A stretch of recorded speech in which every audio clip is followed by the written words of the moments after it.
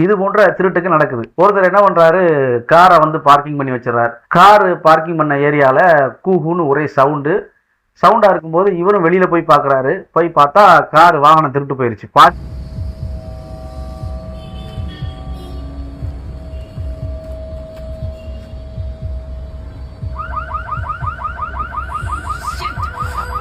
Parking பண்ண இடத்துல இப்போ பார்க்கிங் பண்ணுறதுக்குன்னு தனி இடம் வச்சுட்டாங்க. அதில் ஒரு 1000 ரூபா 1500 ரூபா இடத்த வாங்கி வீடு கட்டி விடுறத விட இடத்த வாங்கி ஒரு செட்டு போட்டு என்ன பண்ணுறாங்கனாக்கா கார் பார்க்கிங் பண்ணி விட்டுறாங்க. ஒரு வண்டிக்கு 1000 ரூபா 1500 ரூபா 2000 வரைக்கும் என்ன பண்ணுறாங்கனாக்கா வாங்குறாங்க.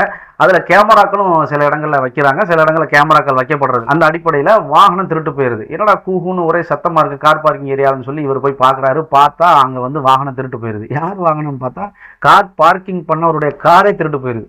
அது ஆச்சரியமான விஷயம். உடனே என்ன பண்றாரு அப்படின்னா ஓடியாடுறாரு. ஓடியாந்து ஸ்டேஷன்ல போய் கம்ப்ளைண்ட் கொடுக்குறாரு. கம்ப்ளைண்ட் கொடுத்தா அவரை ஏத்திறக்க பாக்குறாங்க. என்ன அப்படின்னா கார் திருட்டு போயிருச்சுன்னு ஒரு கம்ப்ளைண்ட் கொடுக்க வர்றாரு.